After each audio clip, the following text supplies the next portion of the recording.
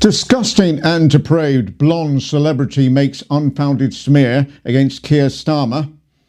COVID cancelled. And Jacob Rees-Mogg. From Slender Man to Bogey Man. These are the interesting times.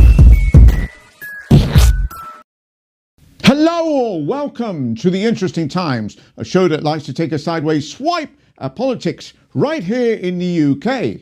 So, at PMQs last week, Johnson said this. This leader of the opposition, a former director of public prosecutions, Mr. Speaker, so he spent most of his time prosecuting journalists and failing to prosecute Jimmy Saville, as far as I can make out. Adding, as far as he can tell, doesn't really help. After all, this is a man who believes that Brexit's a good idea, that booze and bodies don't make a party, and that this is a hairstyle.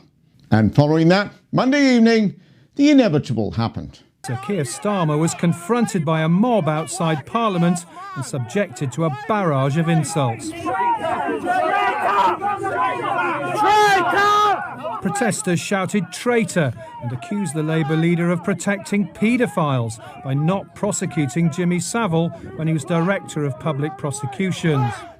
Disgusting, disgraceful, and those despicable right-wing granite-headed knuckle-draggers then went on various news shows to defend their boss.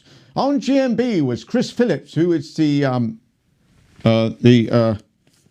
Parliamentary Undersecretary of State for Technology and the Digital Economy. Wow, really pulling out the big guns there. Yeah. But there is, I don't think there's any way you can link comments made about Keir Starmer's record as DPP with that harassment. Then Kwasi Kwarteng went on Trevor Phillips. Bringing up something that Sir Keir himself apologised for seems reasonable. Yeah, perfectly reasonable. Reasonable. Can you get any worse than reasonable? That's the point the Prime Minister was making. I think that is a fair and reasonable point. Of course, fair and reasonable. Edward Agar then went on Kay Burley, where he started off talking about his plans to bring NHS waiting lists down, which means, fingers crossed, he'll be able to get that spine fitted. Keir quite rightly has said when he was DPP, he took responsibility for the successes and the failures. He was totally right about that, just as he's right to say the Prime Minister, as leader of the government, takes responsibility. And if all that wasn't bad enough, Farage was on GB News with, well, I mean, have a look. Boris Johnson about... You say that, but there's no question, is there, that the Crown Prosecution Service failed in the case of Jimmy Saville and that Keir Starmer was the boss. OK, for clarification, yes, Starmer was head of CPS at the time they decided not to prosecute Saville. The decision was down to the local police and a member of the CPS, not Starmer. And trying to insist that this apology is the same as Johnson's is a load of old Tory. Starmer apologised when he found out what had happened. Johnson only did so after being caught, like everything else.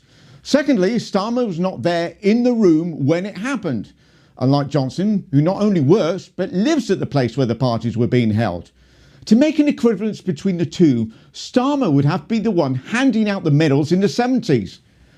Nicola Sturgeon also went on to Sky and said this.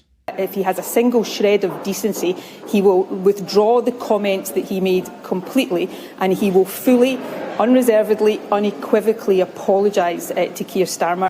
We all know how this is going to play out. Number 10 saying today the Prime Minister will not be apologising after Keir Starmer was harassed on the street. Of course he does. This is his go-to stick, like false bonhomie or casual racism.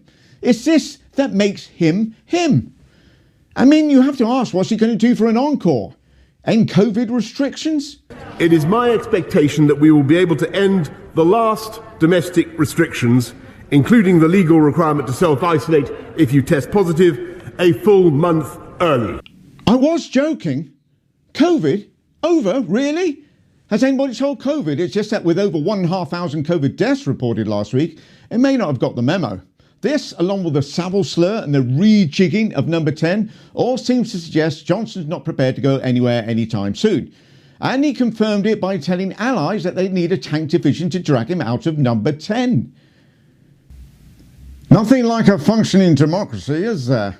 And speaking of tanks, Johnson's popularity is doing just that. A recent poll at the end of January had him at 24%. I mean, let's be honest, there are West Ham defenders with better approval ratings. Jacob Rees-Mogg is the new Brexit Opportunities Minister, or to give him his full title, Minister for Brexit Opportunities and Government Efficiency, which, as a few people have spotted, nearly makes the acronym BOGIE. And let's hope nearly 6 years after we voted to leave and 2 years after actually leaving the EU, he's able to pick a winner. Bogey, snot and dried nasal mucus are all terms that have been used to describe Jacob Rees-Mogg in the past. There's just one problem here. The overwhelming opportunity for Brexit is over the next 50 years.